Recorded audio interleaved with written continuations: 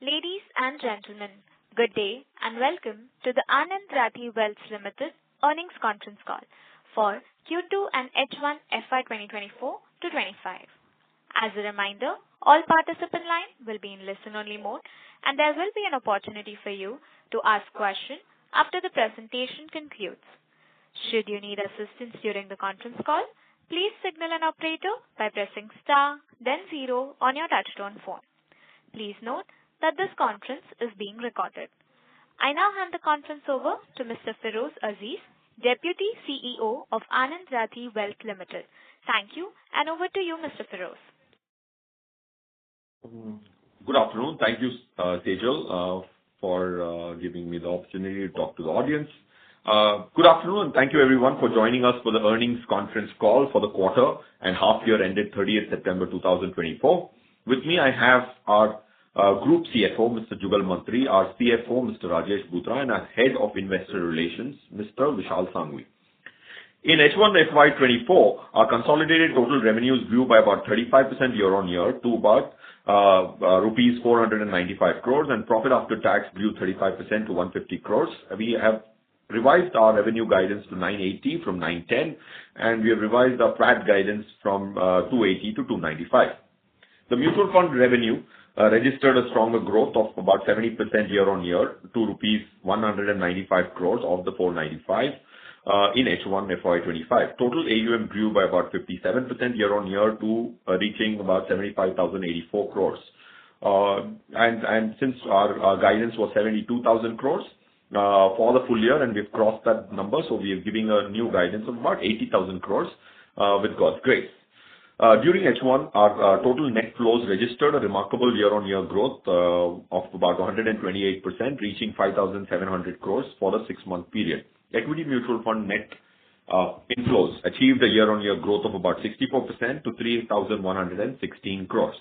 Share of equity mutual funds in the AUM increased to 55% from 50% the same time last year. Return on equity on an annualized basis stood at about 44.4% for the first half year of FY'25. In alignment with our policy rewarding shareholders, we have declared an interim dividend of about 7 rupees per equity share for FY'25. Now, in our flagship private wealth business, in the first half of FY'25, we've added 1,066 new client families on net basis, bringing our total number of clients to 10,977. Our client-centric approach has resulted in 0.28% client attrition rate for the first 6 months of this year.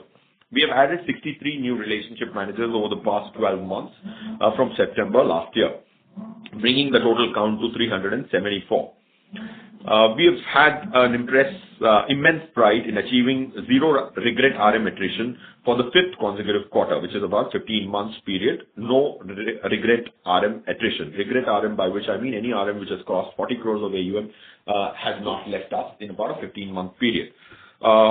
Digital wealth businesses, which is a B2B2C business, registered a growth of about 32% year-on-year to reach 1,826 crores. The number of clients increased 22% to 5,454. The OFA business, which is an abbreviation to Omni Financial Advisor, which is a SaaS platform, has 6,188 subscribers with platform assets of about 1.55 lakh crores at the end of H1 FY'25. The mean of the year-on-year growth very distinguished the data, but a little differentiated data, so I want your attention. For the last 10 quarters, our profits have grown on a year-on-year basis. The mean growth has been 33.9. The median growth is 34.2. The standard deviation of these 10 quarters, quarterly growth, but the year-on-year growth is 4.5%. Our performance has been consistent and also market agnostic is the belief we have. How do we check market agnosticity? If you look at the worst Nifty performance after we've got listed was in the Q1 FY'23, where the Nifty fell about 9.6%, which was April to June 2022. Our profit in that quarter on a year-on-year basis grew almost to the mean, which is 33.6. Now I will hand over the call to Mr. Jugal Mantri to take us through the financial performance of the company in more detail. Jugal sir, over to you. Thank you, Feroze bhai. Thanks, Sejal. First, let me speak about Q2 FY'25 consolidated financial performance. Our consolidated total revenue for the Q2 FY'25 stood at rupees 250 crores compared to rupees 189 crores in Q2 FY'24, registering a 32% year-on-year growth.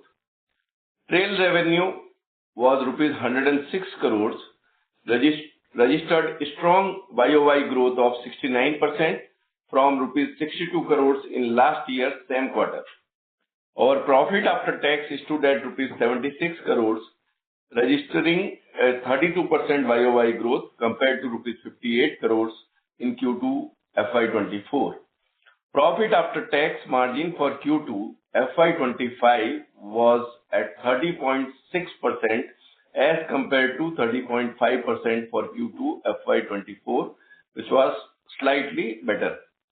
Now I will take you all through first half of FY'25 financial result.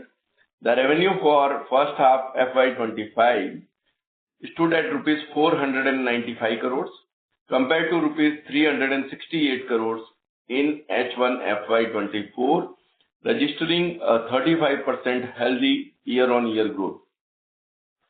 Trail revenue was at rupees 195 crores, witnessing a strong growth of 70% year-on-year. Profit after tax also grew by 35% year-on-year to rupees 150 crores for H1 FY'25 compared to rupees 111 crores for H1 FY'24, and profit after tax margin was 30.2% for H1 FY'25. So this is all on the financial number. Over to you, Mr. Vishal or Sejal. Thank you very much. We will now begin the question and answer session. Anyone who wishes to ask a question may press star and 1 on their touchtone telephone. If you wish to remove yourself from the question queue, you may press star and 2. Participants are requested to use handsets while asking a question. Ladies and gentlemen, we will wait for a moment while the question queue assembles.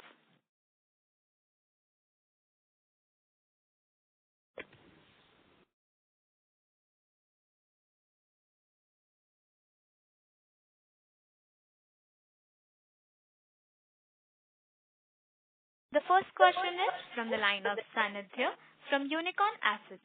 Please go ahead. Hi, good afternoon, everyone. Good set of numbers. So my first question is, can you explain the different yield, what are the yields on different product segments like equity MF, debt MF, NSP and others? Sorry, your voice was a little muffled. Yeah. Go again. I'm so sorry. Just that. Yeah. It's good now? Yeah, it's a little marginally better. Okay. So, could you explain me on the yields on different products like equity MF, debt MF, NSP and others for us? Sure.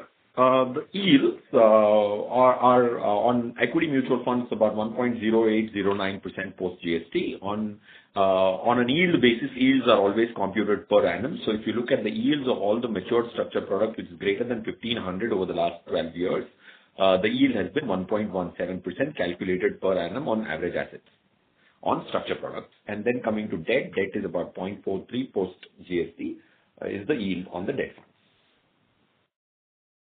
Okay. And what's the part that others include? The others is practically raw material because we believe in these three instruments, largely equity mutual funds and structures, which is what intergenerational wealth is all about. Debt is also a lot smaller portion. Others is just our assets which are in custody now as raw material for its alignment over a period of 6 months, 1 year. So others is something which we don't track the yield because that's not what we recommend, but those are broker code transfers of PMSs and all products which are in pipeline to get aligned into the 3 products which I stated. Thank you. The next question is from the line of Lalit Deo from Equirus Securities. Please go ahead. Yeah. Hi, sir. Good afternoon. Congratulations on a good set of numbers. So first question was broadly on the industry front. We have been hearing that a large AMC has tried to cut distributor payouts on the back book of AUM. So have we received any such kind of intimation? And just to follow up on this, in such cases, how should we see to it that our yields remain constant in this scenario? Yes, some AMCs might have tried to reduce the yields of the distributor where the TERs have come down because of mark to market. But since we are the only wealth management outfit in the country for sure, which uses only equity mutual funds for long only positions. We have not sold one PMS, we have not sold direct equity, we have not sold AIF long only. We stand apart in terms of only using mutual fund platform for long only positions because we think that's far better Sharpe ratios than most other equity participation vehicles. So our bargaining power is significantly more because we have only one platform, and I think that's the reason why you will not see a dip, and that's why you see a 70% increase in trail in spite of this pressure, which does not impact us as much or not at all. Does that answer, sir?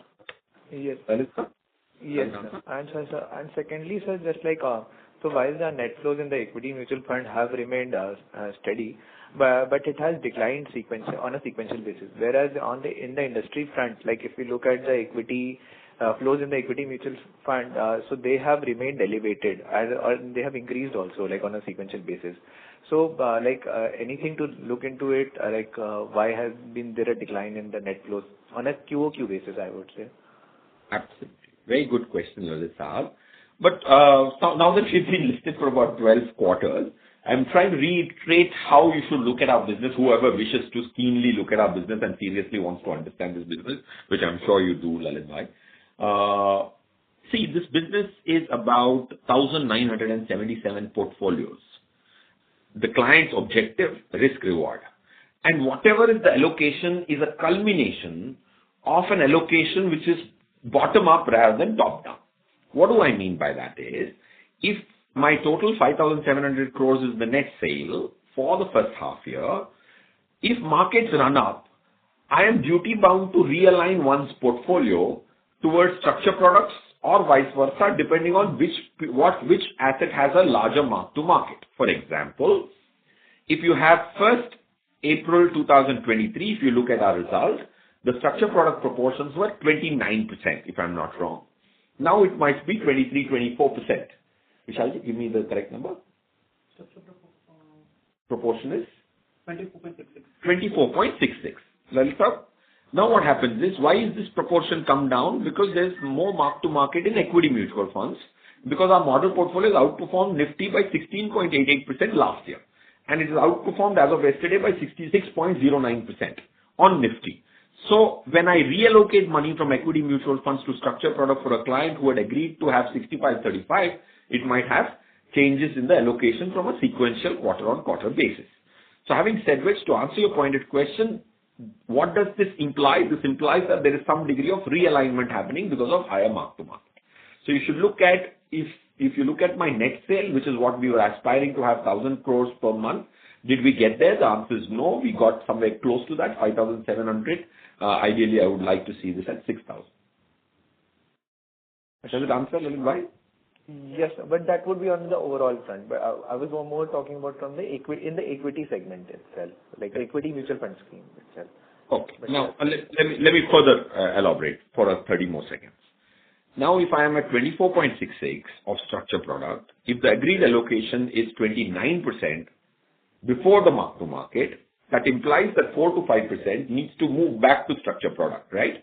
If I have to restore the allocation of 1st April 2023 with a specific client.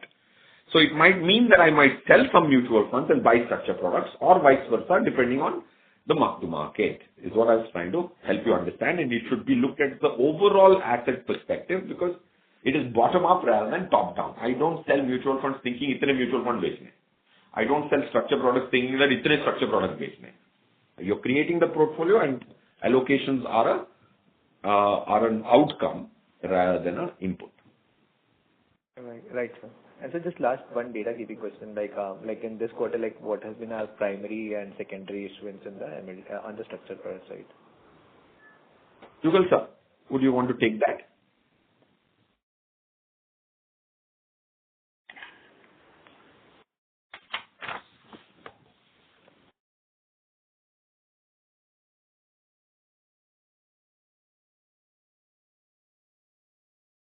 So, Jugal sir, are you there? Or should I read that? This is for primary, right? 3283 is primary for 6 months full period and secondary is 958. Sure, sir. And so just last question, like, has there been any change, like post the taxation rate, post the taxation change, what is the current tax rate which we are, what is there on the MLDs? See, the tax rate change does not impact my structured product business because the Sharpe ratio of the structured product is 1.93. Okay, out of the 16 products which are there in wealth management, and there are about 15,000 plus ISINs which a client can cut a check to. If you arrange them in the descending order of Sharpe ratios, post-tax or pre-tax, you will see structured products right on top, the ones which we make. So 1.93 is the Sharpe ratio of structured product. The next best is mutual funds, 0.78. PMSs are at 0.3, 0.4. That's point which I'm saying. So does it change our product allocation? The answer is no. Second is that if you look at taxation is always at file level, and the great part of Section 50AA is that it counts all the gains as short-term capital gain, and short-term capital gain gives you the provision to use Section 70 to Section 74 for any set-offs which an equity loss can throw up. So having said which, the average taxation at a family level, which we believe is about 19-20% for the maturities which have happened after the tax change. Okay, but in general, if we talk about only the structured products, then I was just trying to refer. No problem, sir. Okay, now let me elaborate further. Unfortunately, I'm trying to compress an answer which is an hour's discussion with a client to about 30 seconds, 50 seconds. But yeah, having said which, with that limitation, let me give you one more data point. If in India's due tax regime, which is the new tax regime, even if you earn 50 lakhs, the tax rate is 24% on a graded fashion if you put it on an Excel sheet.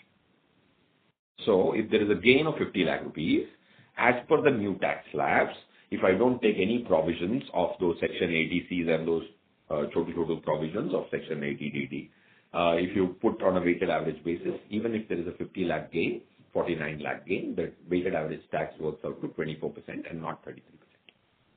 And in a family of 5, you would always have a file, which is a major file, which does not have a clubbing provision under the 65, Section 65. So it's a longer story, Lalit bhai. So as a standalone also, it's not something which can be at a product level, it's at a file level, including all provisions at a family level. That's the point I'm trying to make. So I can take this one-on-one in a meeting or something like that and help you understand what does Section 65 say, what does Section 94 subsection 8 say, what does Section 70 to 74 say, Section 112 say, and 111 say. Sure, sir. Thank you, sir. This was very helpful. Thank you. The next question is from the line of Krishna from ULK. Please go ahead. Hi, am I audible? Yes, sir, you're audible. Thank you. Great to see that the numbers are spiking year on year. My question is not so much around the numbers, but it is around people management, if I may say so. I do see that for the last 5 to 6 quarters, there's been zero attrition in your organization. I don't think this is very intriguing for me to begin with. So, because when my relationship manager calls me from my bank, by the time I add him to my contacts, he's already switched jobs. So I don't know whether this is business as usual in Anand Rathi, but I find this to be a little fascinating. So would appreciate if you could give me some insights there. Sure, Mr. Krishna. Point one, yes. First, I would want to clarify, it's not zero attrition at a company level. We have 1,157 total colleagues at current point in time. The zero attrition is regret. RM attrition is 0 for 15 consecutive months. That's point one. Point two, we basically believe that RM is the easiest to retain because it is not, unless you do something wrong, RM does not need to start his life back from zero in a new platform. And we about 10, 12 years back, Rakesh sir, I and some of our colleagues had discussed why we quit the previous company. And then we realized there are about 5-6 reasons why a person needs to change a job. This is my third job, unfortunately. My first job was ABN AMRO. I spent 7 years, and there was a reason why I left ABN AMRO, because they told me to sell insurance, and I was not okay with it. So if you can make sure that those 5-6 items are not done in a company, then people don't leave, is our belief, and that's the hypothesis which is proved. Point one. Because an RM needs to convince 50 clients, 30 clients to come along, which is a tough task, especially when the client portfolios, if you look at our client portfolios, their Sharpe ratios for the last 10 years of my 297 largest client is greater than the best Sharpe ratio of another competitor. Okay, mathematically provable. So, Krishna sir, so what I'm trying to say is, this was RM, regret RM attrition is 0. Point one. Point two, RMs find it very difficult to restart life. Unless the organization is being very unfair, there is no reason why a Feroz as an RM should go to a new platform and rebuild life from zero. We just have identified those 5 things which industry does wrongly, and that we don't do. That's about it. We don't do anything extra.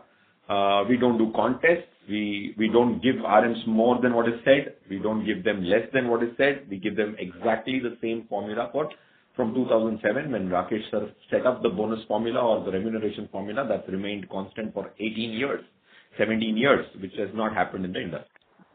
So that's one of the key reasons, stability of remuneration is one of the 5-6 reasons why this is the way it is. And we want to be the Finland of the corporate world, which is the happiest country as they claim. Thank you, sir. That was helpful. No more questions. Thank you. The next question is from the line of Samakhya Shah from Samiksha Capital. Please go ahead. Yes. Am I audible? Yes, sir, you're audible. Yeah. Congratulations on a good set of numbers. I just want to know about the alpha generated on our model MF portfolio. So can you just throw some light on that? Samyak sir, sorry, I again missed hearing your question with some degree of Yeah. So alpha generated on our model portfolio. Yes, alpha generated on model portfolio. We like to compare ourselves to Nifty because that's the most familiar benchmark. If you look at Nifty, of course, some people might debate why not NSE 500, why not Nifty small cap 250. But Nifty 50 is what the tier 2 benchmark most fund managers in India have chosen. And that's our fund benchmark as well. When given a choice, most fund managers have actually chosen Nifty 50. Surprisingly, even small cap fund managers have chosen Nifty 50 as their tier 2 benchmark. Tier 1 is mandatory by SEBI. So coming back to now the alpha, first I gave you some color on the benchmark because the benchmark has to be something which is familiar. Nifty, NSE 500, my clients don't even know the levels of it. Coming to Nifty last year, I think 16.88, like I said, was the alpha on Nifty of our model portfolio. We went small cap heavy. We were 0 small cap schemes in March 2023.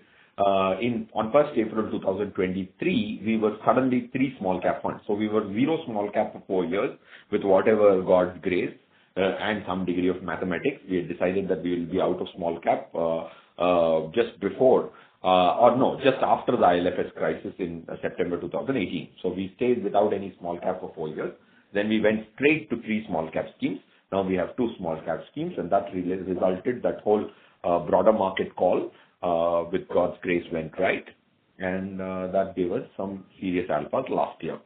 And then this year, of course, the liquidity in the small cap space continues, and we track that on a daily basis, and that's why there's a broader market rally continuing, unlike most of these institutions, several institutions believing that its broad-based rally is overdone.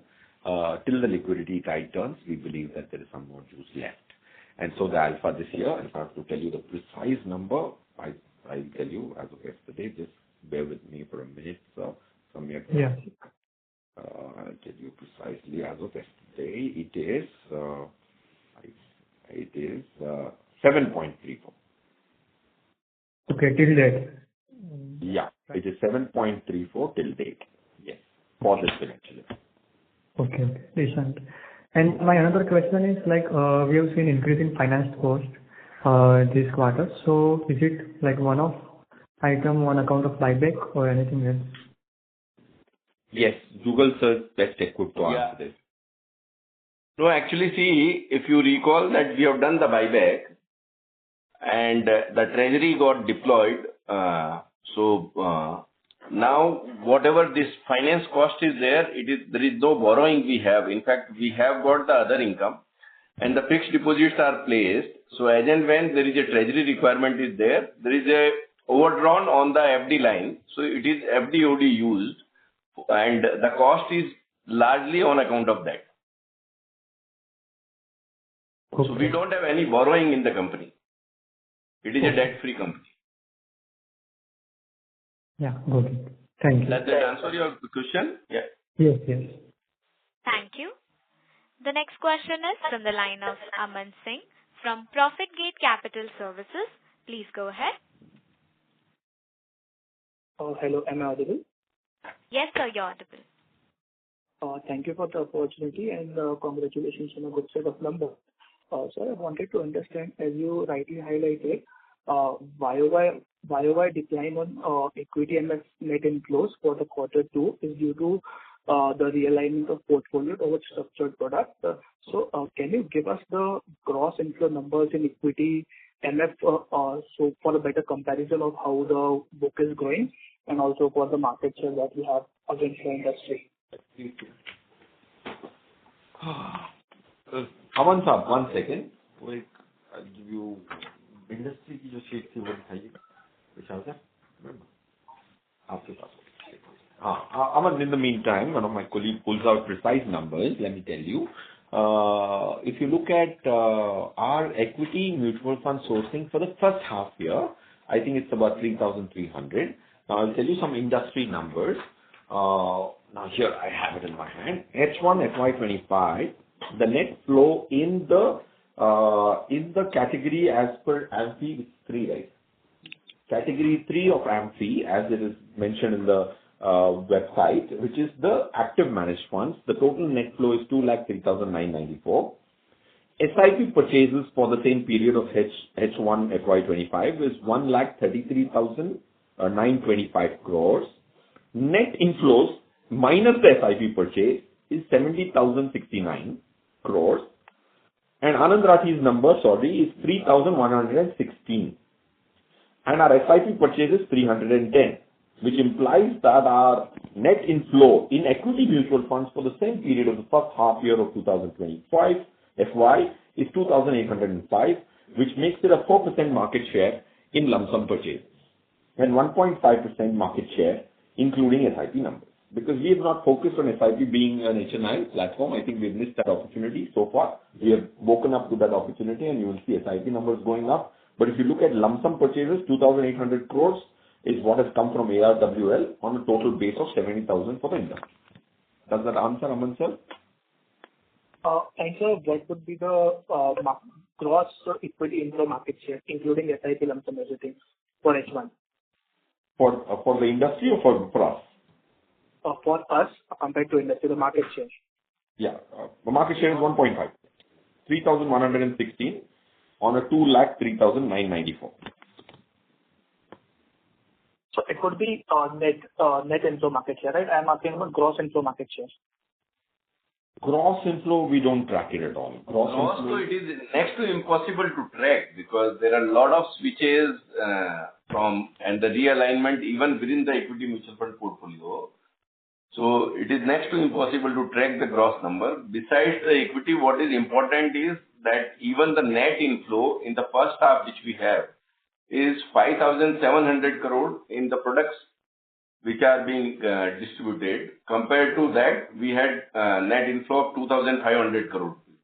So in fact, the net inflow in our products which are being advised, it has gone up by 127% in the first half of this financial year. Right. Right. Yes. So, as you explained in quarter 2, there was some realignment from equity mutual fund to structured products.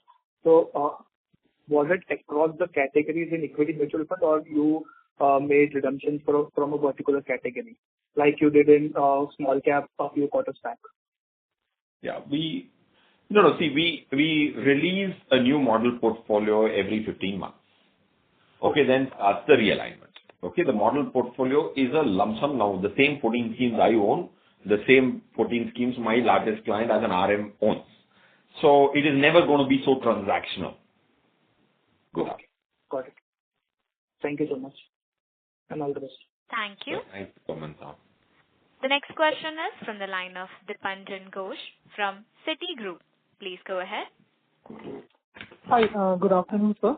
So just on the guidance part, when I look at it for the second half, you have built in almost high single-digit sort of AUM growth guidance compared to 1H when I look at it, the accretion.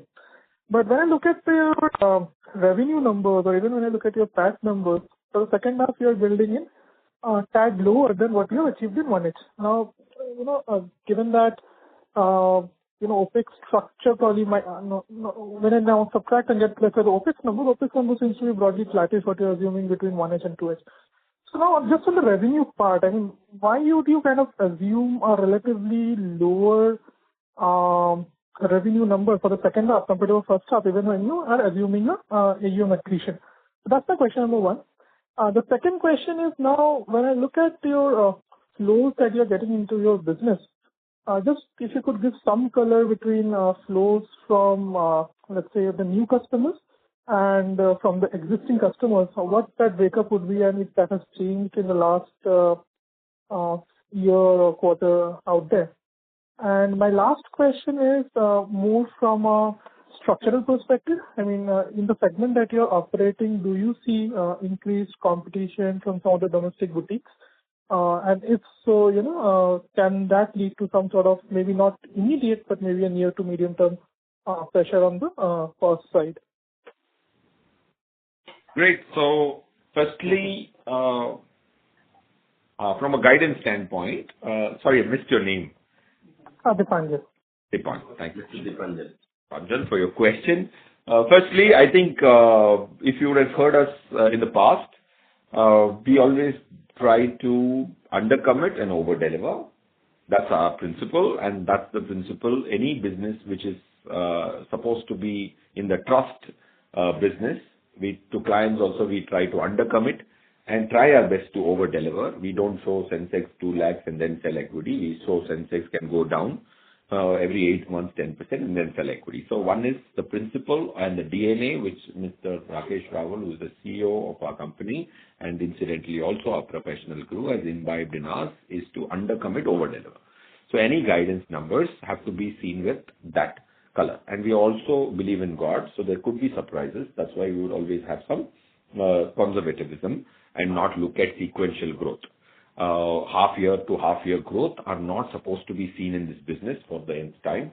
I'm mentioning this in my calls, that it is a business of managing money and revenue is an outcome. I can't decide this is the revenue I want and that's how I will manage the money. Okay, and we have to respect the fact that we have collected 75,000 crores of hard-earned monies, which on average takes 15-20 years for every family to accumulate. So revenue can't result in allocations. Allocations have to result in revenue. So that's on the guidance part, right? Second, which was first question was existing vis-a-vis new clients. 65 old clients and 35 new clients. Okay, we believe that we are one of the wealth management outfits. We like to believe that we are more secure as a group of professionals, saying that we don't push people to start big. We say you start with whatever, 1 crore, but as long as you have 8, 10 crores, 15 crores as your investable surplus, I would allow somebody to start with 1 crore. Earlier, I used to allow them to start with 50 lakhs also. And once I establish that my Sharpe ratios, the worst Sharpe ratio is better than the best Sharpe ratio of somebody else, there is no reason why I will not be able to consolidate. That's why 2/3 comes from existing clients and 1/3 comes from new clients. And the third question was what, Vishal? The third question was more on the competitive intensity. How do you see that shaping up? The competitive intensity, our competition with anybody who has a Sharpe ratio less than me. Okay, there are two. How we see competition, of course, it might look too idealistic. There is a competitor to sales team. There is a competitor to research team. Now, for example, if there is anybody better than us in terms of risk reward to a client, that is a competitor to my product team, Mr. Chetan Chennai and 145 people, saying that why is somebody delivering a better Sharpe ratio than me? if somebody is delivering worse off than me, then it's a competitor to my sales fraternity. Because भाई अगर पैसे बाहर अच्छे नहीं चल रहे हैं तो तुम ला क्यों नहीं रहे हो? अगर अच्छे चल रहे हैं तो मिस्टर शनॉय आपकी रिसर्च टीम कर क्या रही है? So that's how we see and we learn from our competitors. So to answer your question, competition will come, but there is enough and more money which is not delivering the sharp ratios of even 0.5, and people don't even measure risk-adjusted return of their portfolio. So if you measure and somebody is doing very well, better than us, we don't treat that as competition, we let that be. And so we have the courage to say no to some clients, which I don't think wealth management outfits have the client. Once I say no to those 5% people who are doing better than us and learn from them, I have the conviction to get the 95 in. And that's been the principle, sir. That's how we see competition. And there is so much underutilization on a risk-reward basis, you'll be surprised. Even 100 crore clients have a sharp ratio of 0.3. So many of them. So if I can come back on the first question was, my question was not from a guidance perspective, more from the perspective that, barring asset allocation, if I just look at your mutual fund distribution business, do you see any risk to the yield? I think one of the first questions was regarding back book repricing from one of the larger aims. I mean, is that more of a trend that you expect from the other incumbents to follow it, or it's just more of a one-off event from one of the larger players? I mean, a question of more from a yield perspective, how you see that shaping up, or is there any risk to the ever field? We personally think that we generally like to manage risk. Risks will be there.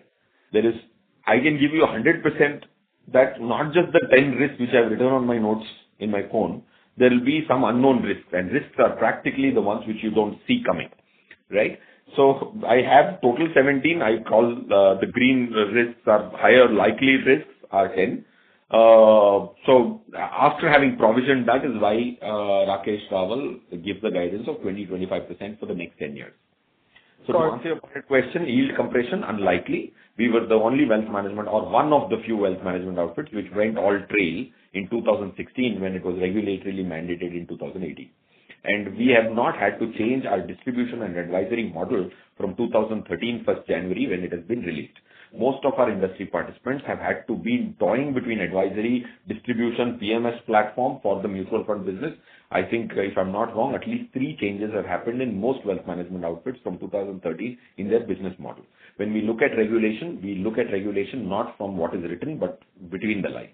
And probably on a one-on-one discussion, I can tell you what we read as a regulatory change. Yield compression is the least of our risk, and even if there is a 5-7 paisa risk of having 1% only trail commission, we are very well poised to handle that. Thank you and all the best. Thank you, sir. Thank you. The next question is from the line of Prayesh Jain from Motilal Oswal Financial Services. Please go ahead. Yeah, hi. Congrats on great set of numbers. Just a couple of questions. Firstly, when you're mentioning about your alpha generation, you mentioned your performance versus the Nifty.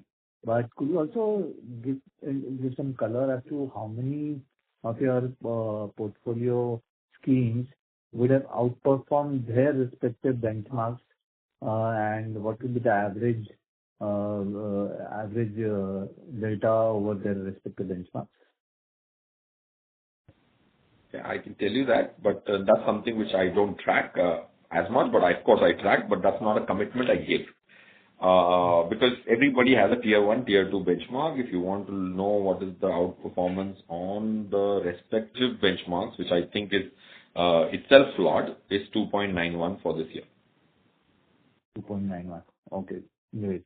And the other thing is from a structural perspective, how do you see the share of your structured products, say over the next 3-5 years? How do you see that kind of changing? I don't think there could be too much change. When we started in 2012, November, our first structured product issuance at Anand Rathi, we had a 30% allocation as the maximum allocation. Today, 35. So we went in 12 years to 40, came back to 30. We are now at 35. for most of the portfolios. We recommend this. So to answer your pointed question, it's going to be a plan B in the portfolio, and that, to my mind, would be 1/3 or close to that for the next 10 years. Unless the macroeconomics change, if the delta, vega, gamma, theta, rho, which are the first order Greeks of the long-term options, change dramatically, which I think is unlikely. Vera and beta, which are the second order Greeks, which we track to make a product, unless they change to over its heads, there is no reason why this allocation would change, or the same product which we have done 1,500 times each will change. We don't believe in innovation. We believe in optimal innovation, because innovation, for the heck of it, is something which is detrimental to the Sharpe ratios of the portfolio. That's what our study shows. Okay. Does that answer, sir? Yeah. That's it from my side. Thank you. Thank you. The next question is from the line of Rohan Mandora from Equirus Securities. Please go ahead. Yeah. Sorry to interrupt you, sir. May I request you to please use your handset? Is better? Yes, sir. Please go ahead. Mr. Rohan? Hello? So we are not able to hear you very clearly. Sorry, I'll join back the queue again. Sorry. Sure, sir. No, we can hear you, Rohan, bhai. Now, I could hear you. Sejal, I could hear Rohan. Sir, he got disconnected. Okay. Due to no response from the current participant, we will take the next participant. The next question is from the line of Sunil Shah from SRE PMS. Please go ahead. Yeah, thanks for the opportunity. Congratulations, Feroz, and the entire team at Anand Rathi, Jugalji and all. Sir, I've been there in the company for like reasonable period of time, and I'm really looking at being there for like another 5-10 years. As you stated, Rawalji and all are targeting 20-25% growth over the next decade. That's the sense, and we are clearly preparing our company in that direction. Really appreciate, the client acquisition to employee retention to the products, processes, everything. Sir, my only point is this one, and don't want to sound negative, but are we working or preparing for, or Feroz himself, as creating a proxy of Feroz in the organization? Because Feroz has been there for a long period of time and has all the firepower today also when I hear him speak. But my only that Six Sigma event or the Black Swan is Feroz kind of decides to move on or whatever. Are we preparing any proxy? Just an outlier, completely minus 3 Sigma event, but are we working towards creating any such thing? This is just one thought, because that's the only risk which I see in the company at this point of time. So just wanted to bounce this, just create some thought, and just want to hear your thoughts as well, Feroz. Thank you so much. Thank you, Sunil sir, for your question.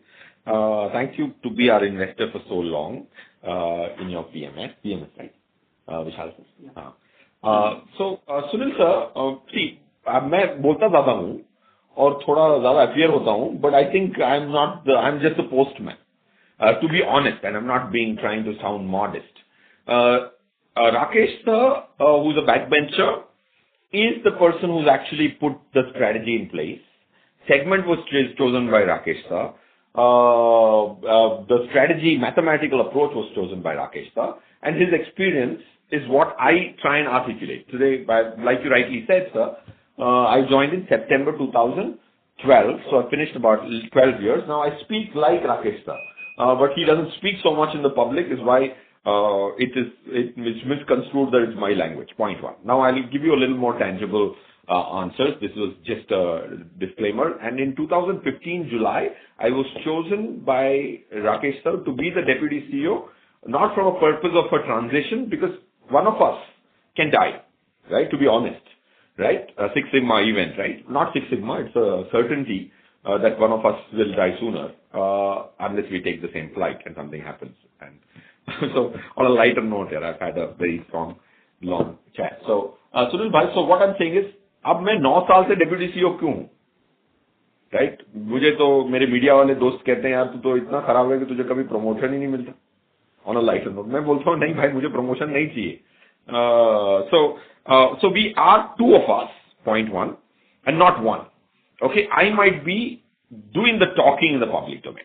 But his brain is significantly more than mine in the business because of he joining in 2007, 1st April 2007. That's point one. Point two, if you look at it, na sir, आप देखें हमारे जो unit heads हैं, okay, barring the last 4-5 hires, have been there for more than 12-14 years. My Hyderabad unit is taken care by Pratima, she's 17 years. Our Delhi unit is taken care by Manish Srivastava, who's 17 years. Adil came with us, that's again another co-head Delhi. So if you just went the second in line, the average period the unit heads have spent is anything more than 11, 12, 13, 14 years. We've hired 3 people from Karvi who came in 2015, 18, 19 and 16. So they would bring down the average because they've spent some period. Then coming to the product head, who heads this division of 145 people, which is the brain in the anatomy, if I have to draw up an analogy. Chetan Shenoy, who's the product head, has worked as a colleague of mine from the first day I started in the corporate world in 2004. On February 10, 2004, when I joined ABN AMRO, that was one of the first people I met. So we have worked together as a group for really long periods of time. Like Chetan Shenoy, 20 years. My product deputy head, close to 14 years. So if you look at all the product top 10 people, I actually have 6 people plus 14 people. 6 people have worked as a colleague to me for at least 14, 15 years. From 2010, 14 years. And the next in line in the product, 14 people, have spent at least 8 years average. So the only way to prepare for somebody's absence in an unfortunate event is to have near zero attrition, both at product level and the RM level. That's what we've tried to do, but you really set us thinking, Sunil bhai. We will try and see if there can be a more cogent plan, and I will take this as a feedback. Yeah, no, really appreciate the detailed explanation that you shared with me. And good to know the tier 2, the people working. So thanks for all this. That really puts to rest all the doubts that I had in my mind. Thank you so much, Firoz, and wish you a real long journey ahead in all aspects. Thank you so much. Take care. Thank you. The next question is from the line of Viraj Mehta, who is an individual investor. Please go ahead. Hello, am I audible? Hello. Yes, sir, you're audible. Yeah, hi. Great set of numbers and quite an up and up growth for the last 2 years, reaching almost 4,000 number. Great achievement for us. I have only one question, which is any plan of corporate action going forward? Say a split bonus. Like we said the last time also, in the AGM, I quote my chairman, saying that we will surely consider corporate action, is what was said, and that stands to today as well, in the same manner, which was told in the past. But one very interesting data, we made a predictive model to see which are the companies which give a bonus.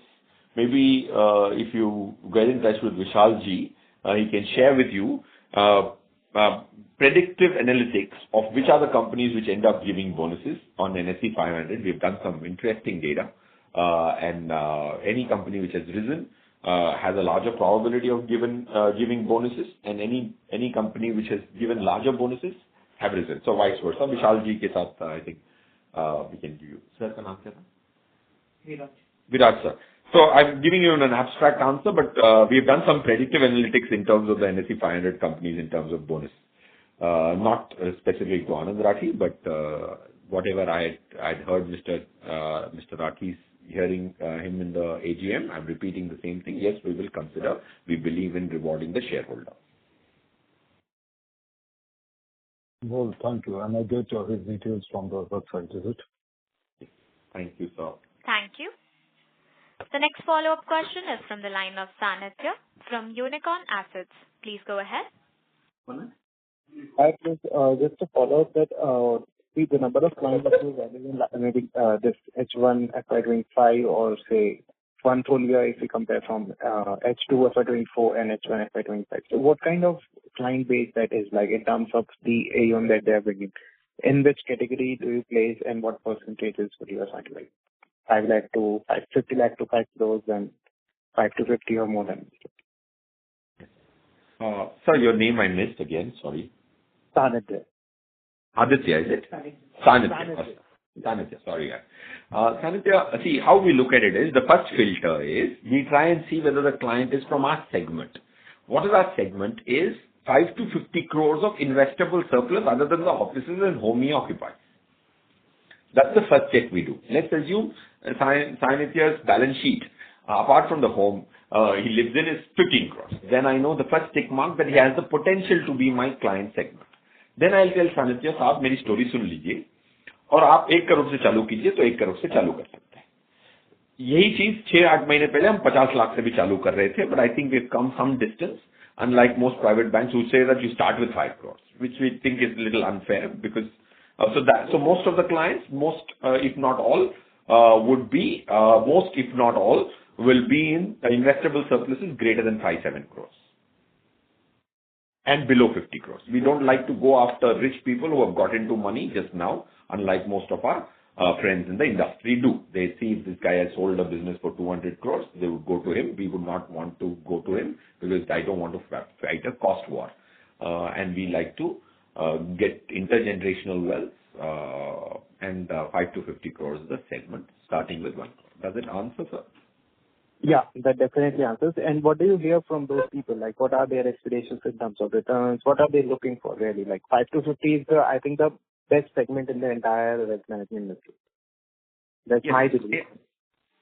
Absolutely. That's a good segment, provided I am building a business on the basis of math. So if you ask me, what do these clients have? They don't have clarity. Okay, that's why our business is taglined as uncomplicated. What is happening to a 15 crore client if I describe? He has put 5-7 crores in real estate. He's got 7-8 crores in financial assets distributed across 3 different financial advisors. One is surely going to be his bank. He is acting like a 2 crore client to 4 people. And that is resulting in people selling him products which may not suit his need. So what is their first requirement? They don't want it, but the need is clarity of objective. They don't want it. They want something fancy to start with. When we meet somebody, आपके पास नया क्या है? Is the first question. हम कहते हैं भाई हम entertainment के लिए नहीं आए, हमारे पास कुछ भी नया नहीं, वही घिसा पिटा 12 साल से चला रहे, राइट? हमारा ये मकसद है कि आपकी जो IRRs हैं and your beta is measured. Today, most of the clients at 15-20 crore balance sheet will not even know the beta of their portfolio, right? So what do they want? They want new products. What do they need? They need clarity of objective. They need clarity of mathematics. They need services which are peripheral. We have done about 6,000-7,000 wills, and most of the wills which we audit are incorrect, even if they are 500 crore bill. So we have done 7,000 wills. We have listed down 11 most popular mistakes. They need it, but they don't want it. So we have to create the need before we address it. So uncomplicated is only appealing to a person whose life is complicated, and you open his eyes saying that it's any complexity. I have seen portfolios, you will be surprised. 100 ISINs. Okay, 100 ISINs with a Sharpe ratio of 0.1. I have seen 92 ISINs with Sharpe ratio of -0.2. Right? So what do they need? They need some mathematics, and since this segment is filled with professionals respect mathematics because they have to present to the board as CXOs. So they work with mathematics a little more than a promoter does, because promoter is lesser answerable than a professional. I, as a professional, I am more answerable than my promoter. So that's why that segment is good, and we believe in mathematics. That's why our RMs, being introverts, do a good job, because they straight come to the point, throw the mathematics, and does not ask him what you ate last night or how was your golf game. Great. And do we do any insurance? Yes, sir? Do we sell any insurance kind of product? No. Great. On my head. Great. Perfect. Thank you. And investment-based insurance. Would we have sold some term plans or general insurance to protect his house? The answer is yes. Anything which is investment and insurance mixed, trying to एक तीर से दो निशान finance में नहीं होते, मुहावरों में ठीक. Yeah, exactly. Great. Thank you. Thank you. Ladies and gentlemen, you may press star and 1 to ask a question.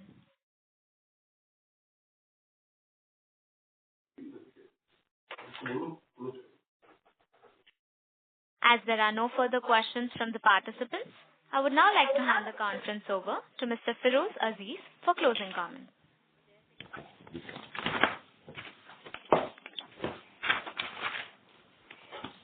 I'd like to thank everyone for being a part of this call. We hope we have tried our best to answer the questions to our ability. If you need any more information, please feel free to contact Mr. Vishal G. Sangvi, our Investor Relations Head, and our Rajesh G. Bhutra, who's our CFO for decades.